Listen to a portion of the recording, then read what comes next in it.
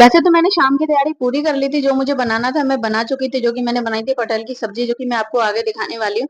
और मैंने रोटी वगैरह सेक ली थी, क्योंकि हम लोग दिन में दाल चावल वगैरह बनाते हैं और रात को हम सूखी सब्जी ही बनाते हैं, क्योंकि रात को तो बस ये रहता है कि हल्का खाना रहता है। और मेरे हस्बैंड भी बहुत हल्का खाते हैं और मैं भी बहुत हल्का खाती हूँ। लेकिन मुझे जो बनाना था मैं बना चुकी हूँ। उनका अचानक फोन आया कि मुझे चटनी बना दो, मुझे बहुत तेज जुकाम लगा है। और जब फौजी साहब का फोन आया तो मेरे पास कोई ऑप्शन नहीं था। वैसे मैंने बहुत ज्यादा टेस्टी उनकी फेवरेट ही सब्जी बनाई थी। ये सब्जी उनको बहुत ज्यादा पसंद थी, जो कि मैं कभी इसके बारे में नहीं जानती थी। लेकिन ये सब्जी कभी-कभार हम लोग अब खाने लगे हैं। जब मैं हैदराबाद में पहली बार आई थी तो उन्होंने मुझे पहले ही बता दिया था कि ये एक ऐसी सब्जी है कि मतलब बहुत ज़्यादा देखने को मिलती है हैदराबाद में या साउथ में, क्योंकि मैं तमिलनाडु में भी रहा था तो भी मुझे बहुत देखने को मिलती है। और हैदराबाद में बताऊं मैं तुमको, पनीर बने या दाल बने कोई भी है तो मुझे हर सब्जी के साथ में ये सब्जी का कॉम्बिनेशन मिलता है और सब्जी टेस्टी भी लगती है। लेकिन इसके बारे में मुझे नहीं पता है, तो मैं जब हैदराबाद में आई तो मैंने कहा ठीक है, तुम इस बार इसके बारे में इतना बता रहे हो तो मैं कभी कभी बनाया करूंगी। जब मैं पहली बार आई तो मुझे इसके बारे में पता ही नहीं था इसको कैसे बनाना है। एक बार मैं हैदराबाद में सब्जी लेने गई, बारिश का टाइम था, ज्यादा सब्जी दिख नहीं रही थी, लेकिन ये सब्जी हर जगह दिखती थी। तो मैं ये सब्जी को ले आई। मेरे सामने एक आंध्रा की भाभी रहती थी, मैंने उनको बोला कि ये सब्जी कैसे बनती है, मुझे इसके बारे में नहीं पता। और सच बताऊं तो हमारे साइड ये खाई भी नहीं जाती, हमने तो यहाँ पर ही देखी है, जो हर जगह सबसे ज्यादा यही दिखती है। हमारी तरफ जैसे सबसे ज्यादा आलू दिखते हैं, यहाँ पर ये सबसे ज्यादा दिखती है। तो उन्होंने कहा ये सब्जी बहुत ज्यादा फायदेमंद है, तुम इसको कई तरीके से बना सकते हो, चाहे तो आप ड्राई भी बना सकते हो बैंगन की तरह, या फिर आप आलू टमाटर में भी बना सकते हो। लेकिन मैंने एक बार आलू टमाटर में बनाई, मैंने आपकी सोचा मैं ड्राई बनाती हूँ। तो मैं ये लेकर आई, इसे मैंने काफी दिनों से 3-4 दिन से रखी थी, काट पीट के मैंने साइड से रख दी और मैं इसका मसाला तैयार करने लगी। प्याज तो मैंने काट ही ली थी और हरी मिर्च लहसुन की प्यूरी तैयार कर ली थी। और मैंने इसको अपने शेप के अकॉर्डिंग काट लिया लंबा लंबा, जो कि मुझे ज्यादा सब्जियां लंबी काटने पसंद है। वैसे मैंने इसको देखा कि मैंने एक बार रेस्टोरेंट में इसको खाया था दोपहर के टाइम में। मैं कभी कभी खाने जाती थी, बहुत ज्यादा टेस्टी मिलती थी एक रेस्टोरेंट में हैदराबाद में। तो वो लोग गोल शेप में काट के रखते थे, जो कि बहुत ही ज्यादा टेस्टी लगती थी।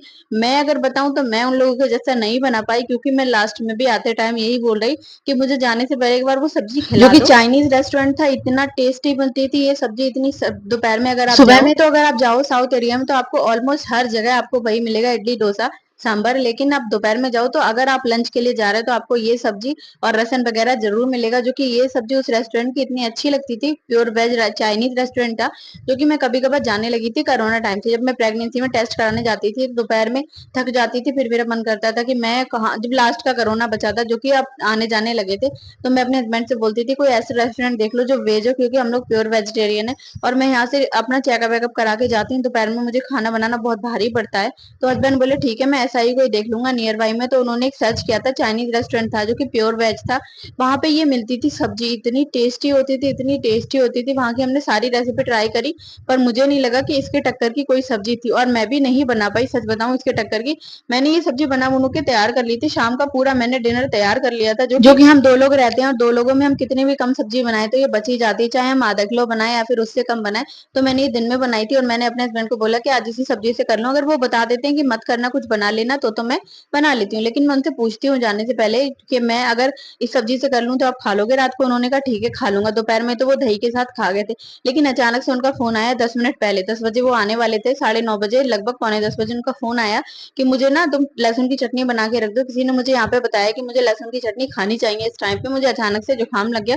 मैंने उनको बोला कि आप अच्छी खासी तो गए थे? बोले नहीं, अभी बहुत तेज छींक आ रही है और लहसुन गर्म होती है। किसी ने मुझे बोला है, कोई राजस्थान का है, कि लहसुन की चटनी बनवाओ। वैसे मैं ये चटनी बनाती रहती हूँ, इस चटनी की एक अपनी ही कोई कहानी है। जब हम छुट्टियों में नानी दादी के घर जाया करते थे और नानी के यहाँ गेहूं की कटाई होती थी मई जून में, और ये चटनी खेत पर जाया करती थी मोटी रोटी के साथ, जो कि पानी की रोटी होती थी, और इसके साथ में मक्खन होता था, इतनी टेस्टी लगती थी। आज मैं अपने हस्बैंड के साथ खाना खा रही थी और मैंने उनको ये कहानी और मैंने अपने हस्बैंड को बताया कि जब हम छुट्टियों में मई जून में नानी के घर जाया करते तो उस टाइम पे इतने फैंसी आइटम नहीं थे, पास्ता माइक्रोनी या फिर ये कुछ भी नहीं था। सच पूछो तो बस एक पराठा ही था, नमक अजवाइन का बना लो, या फिर हम लोग रस वगैरह ले लिया करते थे। लेकिन जब गेहूं की कटाई होती थी, मामा लोग सुबह 4 बजे के गेहूं पे काटने जाए हुए थे, तो फिर मामा के लिए नाश्ता जाया करता था 8:30-9 बजे। नानी उठ के सारा काम करके, जो कि रात का काम सारा निपटा के, ये पराठे रोटियां बना के भेजती थी। कभी कभी चटनी के साथ पराठे भी भेज देती थी, लेकिन मोटी मोटी रोटी गरम गरम, जो थोड़ा सा नमक पड़ा होता था, चिकनी चिकनी रोटी होती थी, और उसके साथ में थोड़ी सी ये चटनी भेजती थी और छाछ भेजती थी। इतनी टेस्टी लगती थी। हम लोग कोई जाया करते थे कि नानी बोल देती थी जाओ अपने मामा को दे आओ, मामा 4 बजे से कटाई कर रहे होते थे। ये चटनी हम भी मामा के साथ खाते थे कि ऐसा है क्या, इस चटनी में खेत पे खाने का मजा ही अलग था। क्योंकि हम लोगों ने खेत वेत तो देखे नहीं थे, हमारे घर पे खेती वेती थी लेकिन हमारे खेत कोई और करता था। मामा लोग खुद करते थे और अभी भी खुद ही करते हैं। तो हम लोग जब मामा लोग के साथ में खाया करते थे, और पता है हम लोग को कुछ भी नहीं आता था काटना वाटना, लेकिन हम मामा के साथ ये चटनी रोटी खाने के मारे लगे रहते, तो मजा भी बहुत आता। उस टाइम पे इतने गेम नहीं थे, बस यही है कि खेल खाल लो, पेड़ के नीचे बैठ जाओ, बातचीत कर लो, ऐसे ही छुट्टियां कट जाती थी। लेकिन वो दिन तो बहुत याद आते हैं, हर किसी को आते होंगे, क्योंकि पहले की लाइफ और थी। अब की लाइफ और है, मोबाइल चला लो, अरे गर्मी लग जाएगी एसी में लेट जाओ, अरे घर में बैठ जाओ टीवी चला लो, लू लग जाएगी। पहले ऐसा कुछ नहीं था, नानी के घर जाते थे, पूरा पूरा दिन घूमते थे, पूरा पूरा दिन घूमते थे, थक के पूरी पूरी रात ऐसे और ऐसे सोते थे, इतने थक करके पलट के भी नहीं देखते थे, सीधे सुबह ही आंख खुलती थी। लेकिन अब तो वो लाइफ याद आती है। अब तो नानी के घर में अब की बार जब भी गई थी, अभी मैं नवंबर में आने से पहले एक दिन नानी के घर गई थी, क्योंकि मेरे मामा की बेटे की शादी थी। तो मैं जो नानी के घर के पीछे बाग था, उसमें बहुत सारे आम के पेड़ थे, 200 बीघे में लगभग वो आम का पेड़ है, आम का बाग है। तो मैंने सबसे पहले यही अपनी बहन से, छोटी बहन से कहा, क्योंकि मामा के घर में शादी थी, सारे के सारे बहुत बिजी थे। मैंने अपनी छोटी बहन से कहा कि चल बाग में चलते हैं घूमने। वहां के बहुत सारे पेड़ जो जिनकी जड़ खराब हो गई, वो पेड़ गिर गए, बहुत सारे किसी ने काट लिए।